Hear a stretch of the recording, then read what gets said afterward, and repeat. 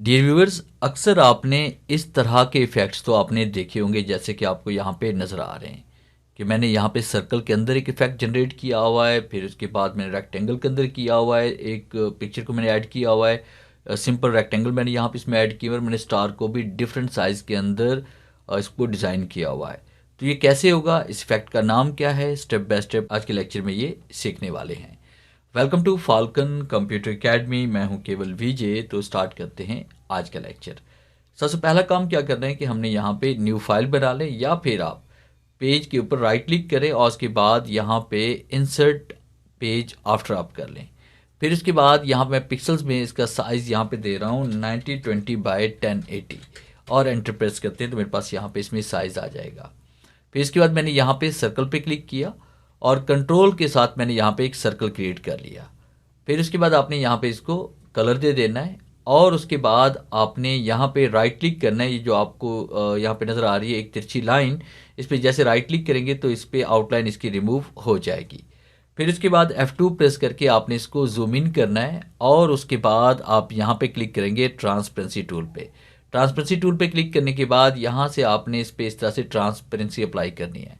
फिर ऊपर आप यहाँ पे देख रहे हैं कि प्रॉपर्टी बार आपको नज़र आ रही है, तो यहाँ पे हम क्लिक करेंगे इलिप्टिकल फाउंटेन ट्रांसपेरेंसी के ऊपर और उसके बाद यहाँ पे क्लिक करते हुए ज़रूरत के मुताबिक आपने यहाँ पे सर्कल क्रिएट करना है इस तरह से, ट्रांसपेरेंसी सर्कल। और उसके बाद फिर आपने क्या करना है कि सेंटर वाले पॉइंट पे आप क्लिक करेंगे और यहाँ पे 100 लिखा हुआ है, इसको आपने 0 कर देना है। फिर बॉटम वाले पॉइंट पे आप क्लिक करेंगे, यहाँ पे 0 लिखा हुआ है तो इसको आपने 100 कर देना है और इस तरह से आपके पास ये इफेक्ट अप्लाई हो जाएगा। फिर उसके बाद आपने क्या करना है कि आपने इफेक्ट पे आना है। इफेक्ट पे क्लिक करने के बाद पॉइंट लेजर पे हम क्लिक करते हैं। जी हाँ, इस इफेक्ट का नाम क्या है, पॉइंट लेजर। अब यहाँ पे क्लिक करेंगे और उसके बाद आपके सामने डायलॉग बॉक्स ओपन होगा। आपने बाकी सेटिंग जैसी है वैसी की वैसी रहने दें। आपने यहाँ पे इसमें आना है शेप के ऊपर, तो शेप हम यहाँ पे सर्कल सेलेक्ट करेंगे और अप्लाई पे क्लिक करेंगे। अप्लाई पे क्लिक करने के बाद खाली जगह पे क्लिक करना है, इसको थोड़ा सा मूव करेंगे एक जगह से दूसरी जगह, तो आप देखेंगे हमारे पास ये इफेक्ट बनकर तैयार हो चुका है इस तरह से। ये देखें, F3 प्रेस कर रहा हूँ तो आप देख रहे हैं कि यहाँ पे मेरे पास ये इफेक्ट तैयार हो चुका है। अब मैं इसमें कोई भी कलर फिल कर सकता हूँ अपनी मर्जी से। उसके बाद दूसरा जो इफेक्ट हम पढ़ने जा रहे हैं वो है यहाँ पे रेक्टेंगल के हवाले से, कि यहाँ पे क्लिक करेंगे रेक्टेंगल के ऊपर, कंट्रोल के साथ आपने यहाँ पे एक रेक्टेंगल क्रिएट करना है और उसके बाद इसके अंदर आपने कलर फिल करना है और राइट क्लिक करके आपने इसकी आउटलाइन को यहाँ से रिमूव कर देना है। आउटलाइन रिमूव करने के बाद दोबारा हम टूल बॉक्स पे आएंगे, ट्रांसपेरेंसी टूल पे क्लिक करेंगे और यहाँ पे क्लिक करके आपने इसको इस तरह से ट्रांसपेरेंट कर लेना है। फिर उसके बाद ऊपर प्रॉपर्टी बार से आप क्लिक करेंगे इलिप्टिकल फाउंटेन ट्रांसपेरेंसी के ऊपर और फिर उसके बाद ज़रूरत के मुताबिक आपने इसका साइज़ इस तरह से आपने बढ़ा देना है, जिस तरह मैंने यहाँ पे इसको सेट कर लिया। फिर उसके बाद आपने सेंटर वाले पॉइंट पे क्लिक करना है, जो 100% एक्यूरेसी इसको आपने यहाँ पे 0 कर लेना है। फिर बॉटम पॉइंट पे आप क्लिक करें और यहाँ 0 को आपने 100 कर लेना है, ताकि आउटसाइड के ऊपर ये हमारे पास यहाँ पे ट्रांसपेरेंसी अप्लाई हो। फिर उसके बाद यहाँ पे इसमें आएंगे, दोबारा इफेक्ट पे पॉइंट लेजर पे क्लिक करेंगे, राइट की तरफ यही डायलॉग बॉक्स ओपन होगा और शेप में से आप सेलेक्ट करेंगे स्केयर को और उस पर अप्लाई पे क्लिक करेंगे। अप्लाई पे क्लिक करने के बाद आपने पिक टूल पे आना है और उसके बाद यहाँ पे इसको उठाकर आप एक जगह से दूसरी जगह मूव करेंगे तो हमारे पास देखिए ये इस तरह से भी ये अप्लाई हो चुका है और ये हमारे पास सर्कल में इफेक्ट था और ये हमारे पास हो गया इसमें।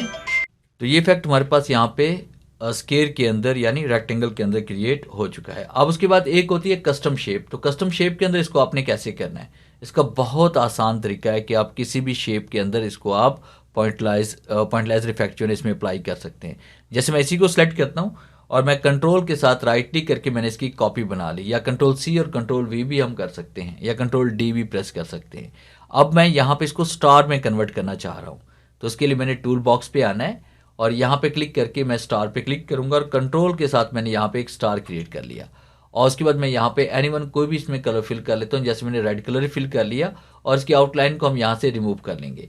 अब उसके बाद इस शेप को हम कन्वर्ट करना चाहते हैं इस शेप के साथ, तो बहुत ही आसान तरीका है। कैसे करेंगे, यहाँ पे क्लिक करना है, क्लिक करने के बाद आपने इफेक्ट पे आना है, उसके बाद पॉइंट लेजर पे आप क्लिक करेंगे और फिर उसके बाद आपने यहाँ पे इसमें आना है कस्टम के ऊपर।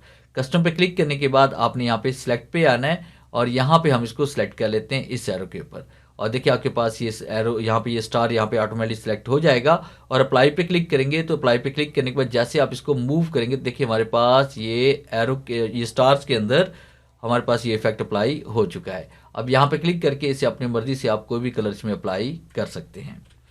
और उसके बाद लास्ट कमांड हम पढ़ने जा रहे हैं कि हम यहाँ पे इसमें आते हैं। देखिए हम इसके अंदर कोई पिक्चर भी यहाँ पे फिल करना चाहते हैं। राइट क्लिक और मैं इसे कॉपी बना लेता हूँ और कॉपी क्रिएट करने के बाद राइट क्लिक करते हैं, इंपोर्ट पे आते हैं और उसके बाद यहाँ से मैं कोई भी पिक्चर सेलेक्ट कर लेता हूँ जो उसके अंदर मैं पावर क्लिप करना चाहता हूँ। तो बहुत सारी पिक्चर्स मेरे पास पड़ी हुई हैं, इनमें से एनी वन मैं कोई भी पिक्चर सेलेक्ट कर लेता हूँ। जैसे मैंने ये वाली पिक्चर सेलेक्ट की और इंपोर्ट पे क्लिक किया और यहाँ पे क्लिक करके इसके मुताबिक मैंने इस पिक्चर को इंसर्ट किया।